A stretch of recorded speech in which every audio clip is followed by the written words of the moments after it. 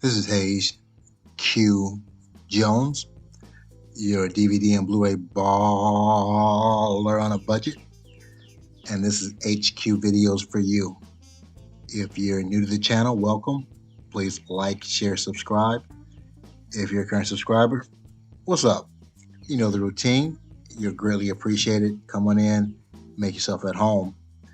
This week brings me to another collection video. Last week I did sci-fi and fantasy, which I love. This one's very near and dear to me. This would be Saturday morning cartoons.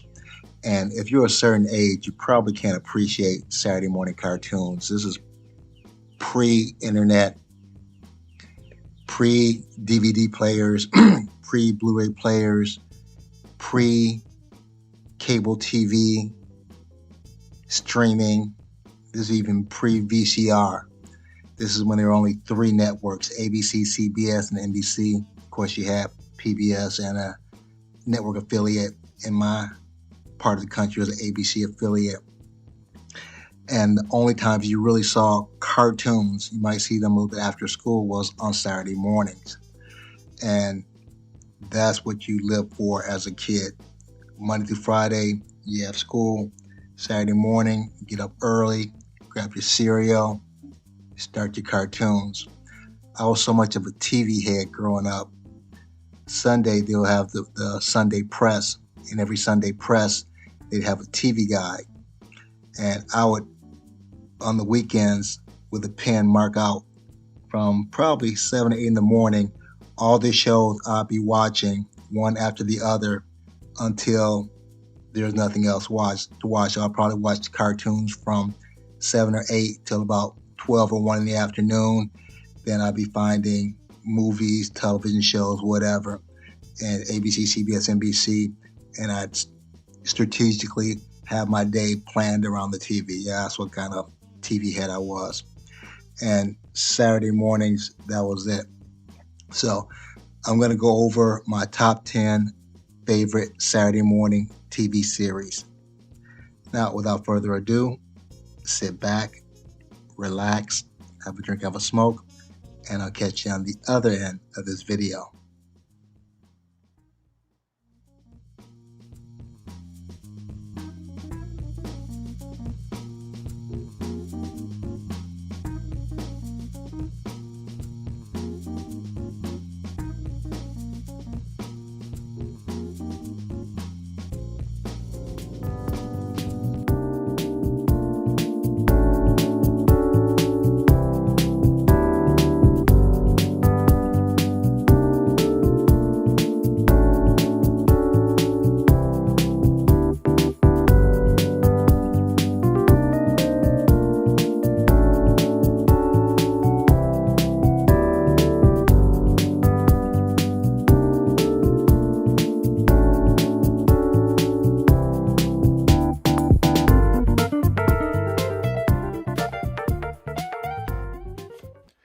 We're back at the Black Cave.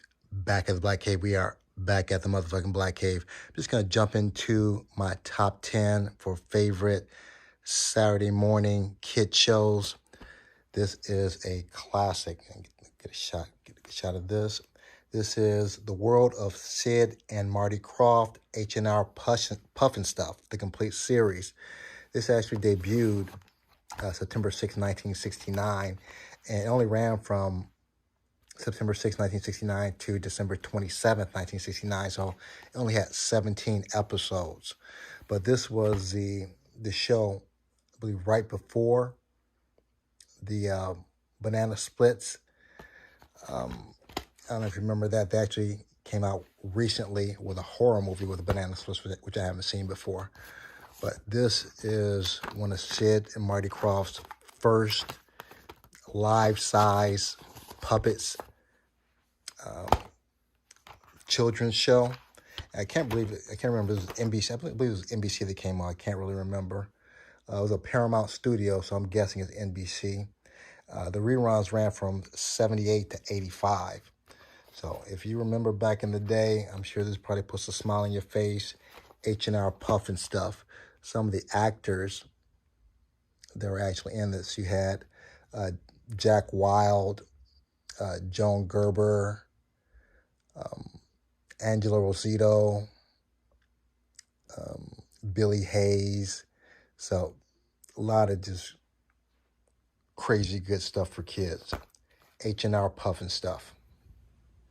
At number 9, I have the 1975. It ran from 74 to 76. It was a CBS 30-minute morning lineup, Shazam. I believe this was followed up by The Secrets of Isis, which I used to love also. This was starring Michael Gray, Les Tremayne, Jackson Bostwick, and John Davey. This was based on the Captain Marvel by Bill Parker. And this is the DC.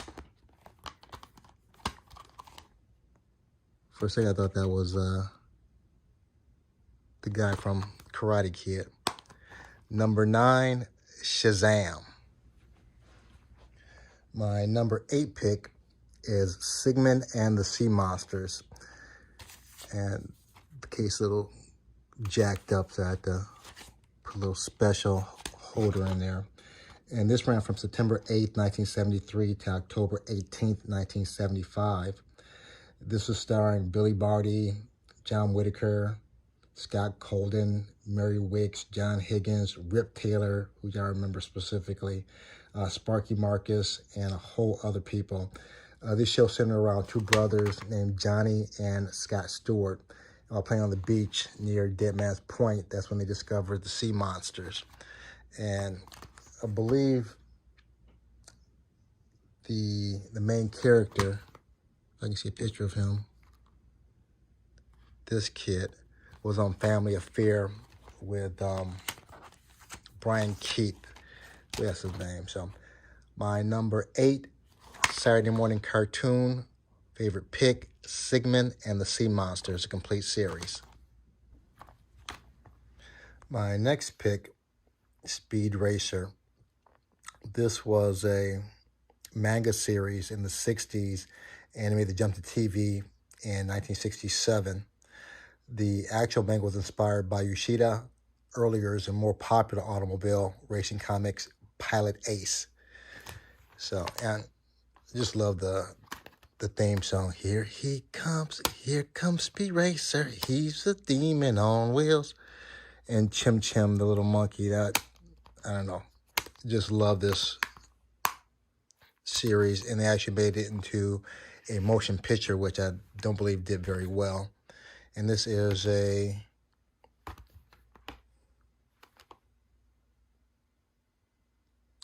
Funimation release. Oh, let me do the last two also. This is a Funimation release. Hold on.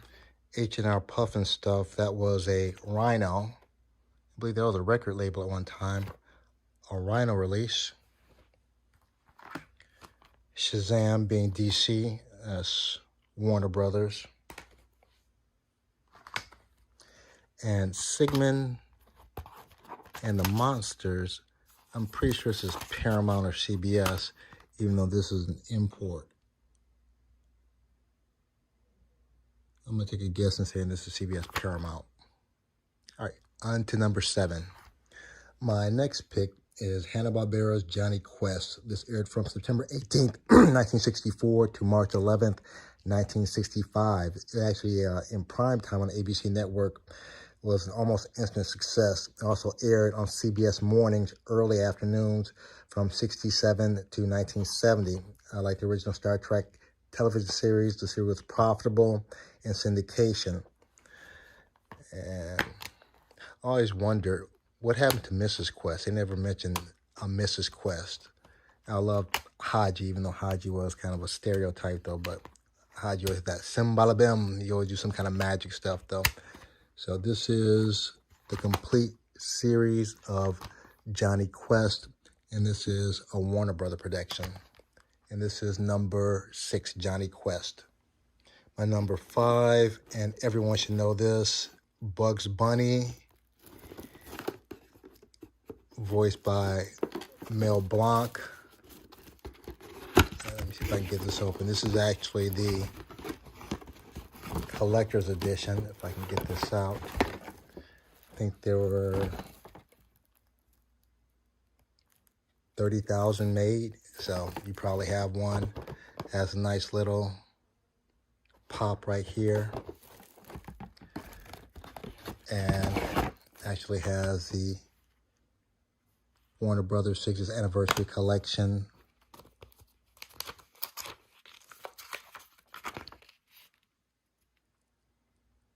There's Yosemite Sam, Finster Baby, Elmer Fudd,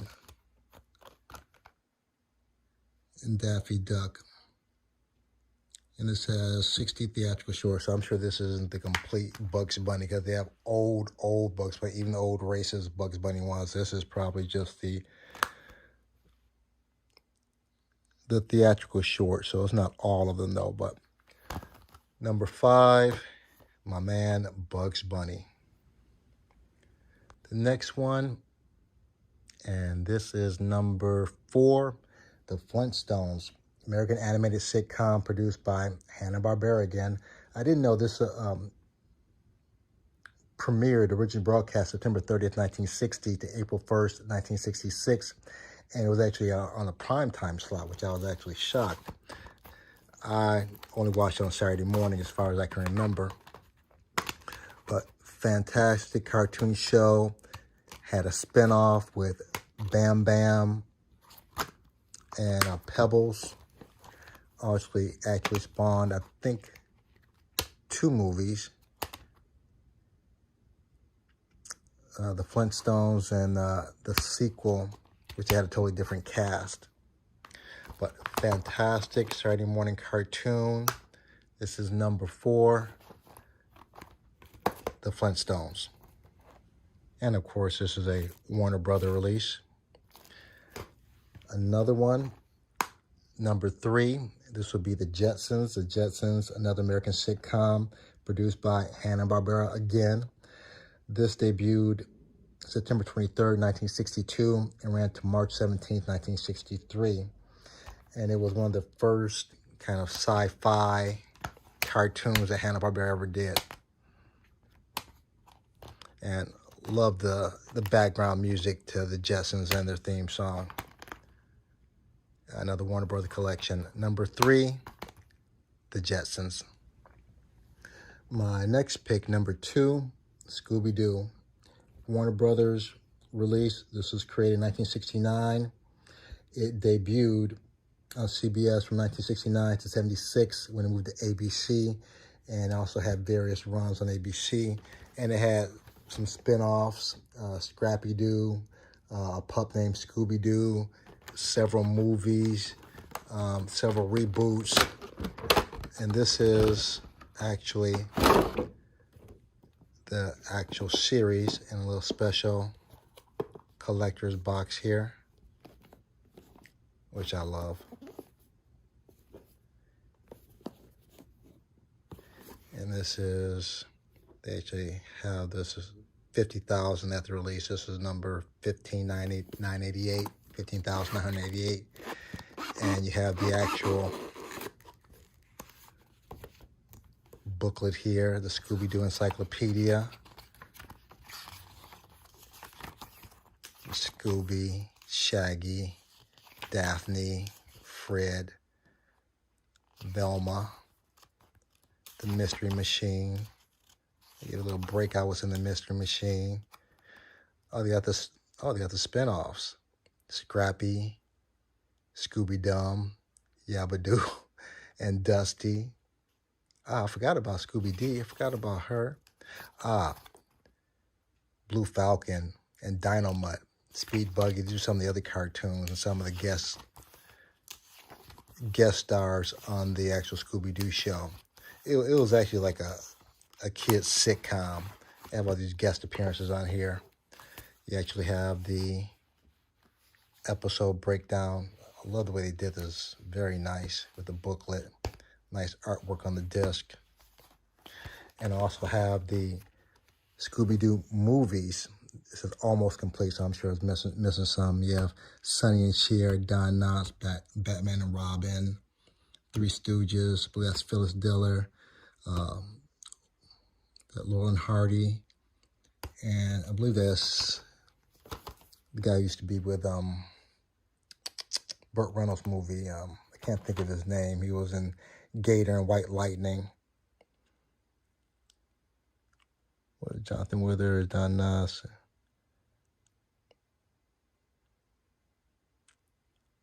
Reed. I think it's Jimmy Reed. I think that's his name. And this is the movies.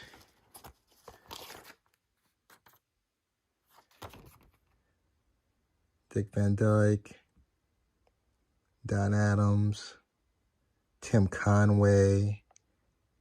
So everybody, basically, if you were somebody in the 70s and 80s, you probably had a guest appearance on the ScoobyDoo or voiceover. This is number 2, ScoobyDoo.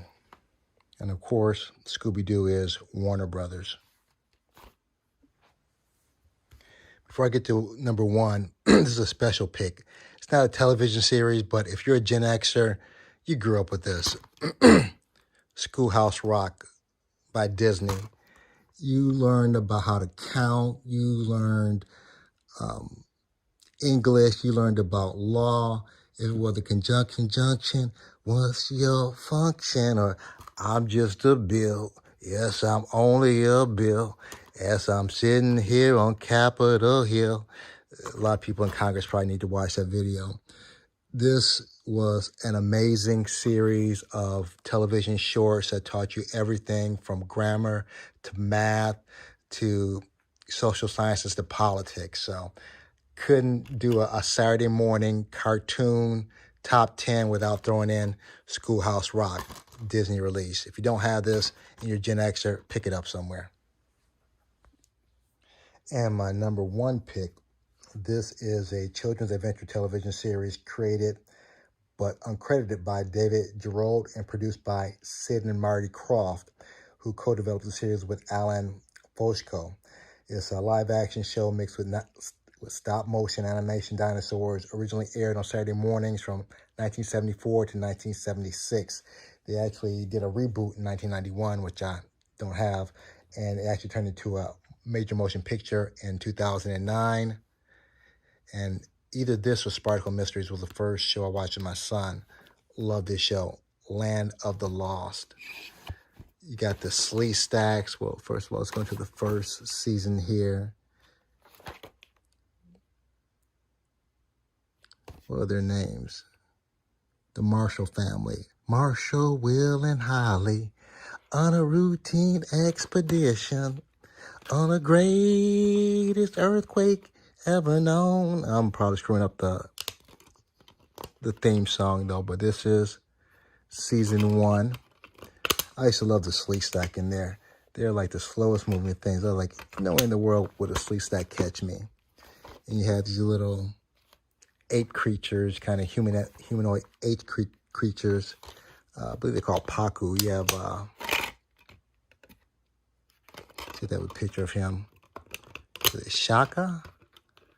I believe that was the name.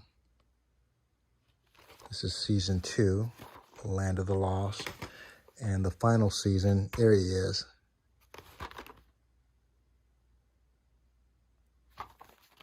Season 3. This is my number 1 Saturday morning kid show, Land of the Lost.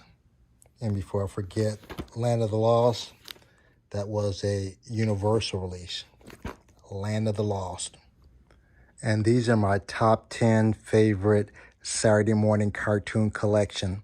If you made this far in the video and you think I need to get my head checked, I'm too old to be watching Saturday morning cartoons, that's cool. Smash a like, give me the big thumbs up. If you haven't subscribed yet, what's wrong? Subscribe. Other than that, may the best of your past be the worst of your future. It's all right, be a little kid every now and then. Deuces.